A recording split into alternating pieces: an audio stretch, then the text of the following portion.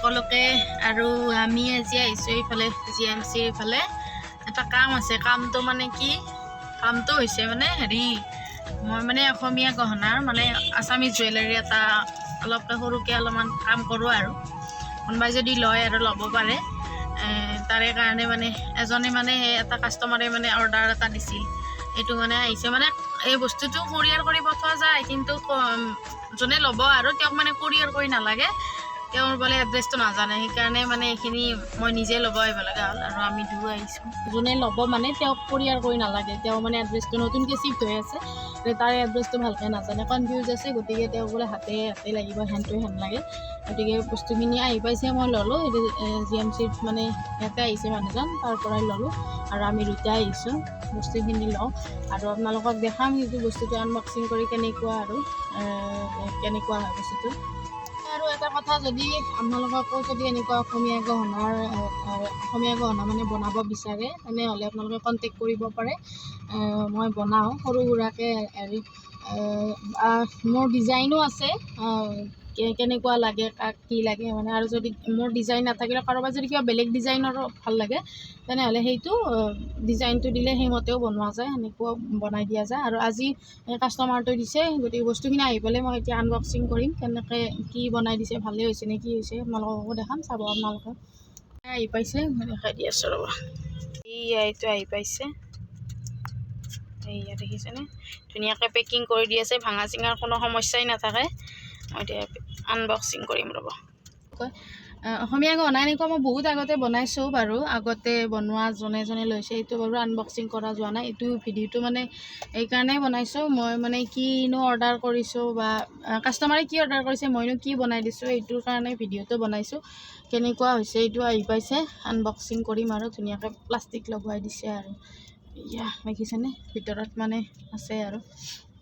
unboxing কেনেকৈ কৰিম কি টান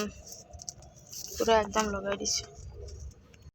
আৰু এইখন চাওক এই বম ডাঙৰ কেঞ্চাৰ হস্পিটেলখন যে আছে ভঙাগড়ৰ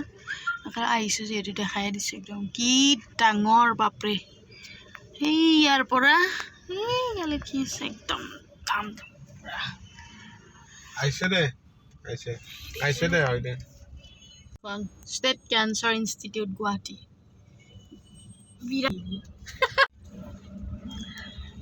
মই আনবক্সিং কৰিম তুমি অলপমান কেমেৰাটো কৈ দিবা না এইটো এতিয়া মই আনবক্সিং কৰিম কেনেকুৱা বিৰাট টাইট এটা ভাৰি মাৰি থৈছে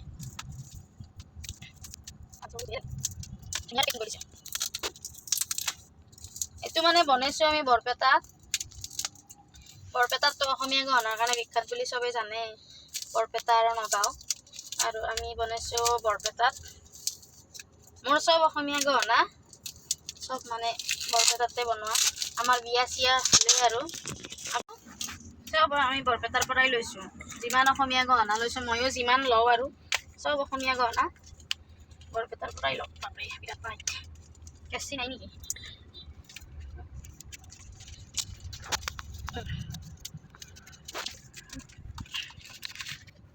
সুন্দৰ সুন্দৰ সুন্দৰ আহিছে এয়া চাব নেকি ৰ'ব দেখাই আছোঁ মই জাবৰটো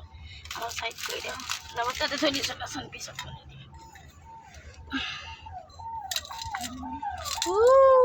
বস্তু এয়া চাওঁ অসমীয়া গহনা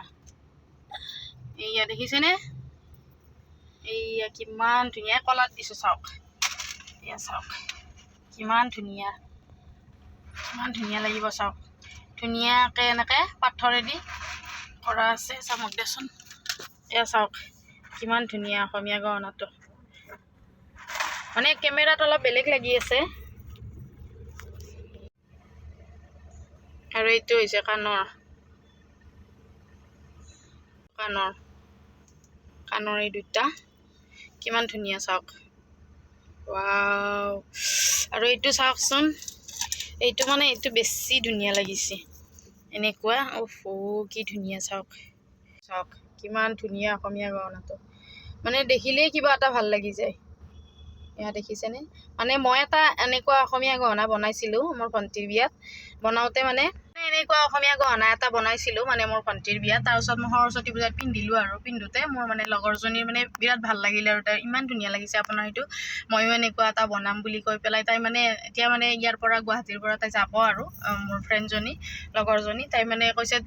মই যামেই যিহেতু আপোনাৰ এটা চিনাকি থাকিব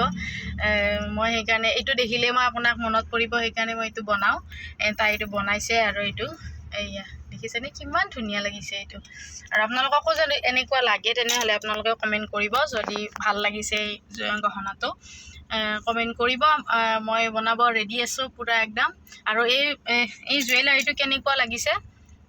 কেনেকুৱা লাগিছে এবাৰ কমেণ্ট কৰি ক'ব আৰু আপোনালোকেও যদি এনেকুৱা ধৰণৰ এটা গহনা বনাব বিচাৰে তেনেহ'লে মোৰ লগত যোগাযোগ কৰিব পাৰে যোগাযোগ কৰিবলৈ তলত এটা কমেণ্ট কৰিব আৰু যদি ভিডিঅ'টো চাই ভাল পাইছে তেনেহ'লে লাইক কমেণ্ট আৰু মোৰ চেনেলটো ছাবস্ক্ৰাইব কৰি দিব নাপাহৰিব আজিলৈ আহিছোঁ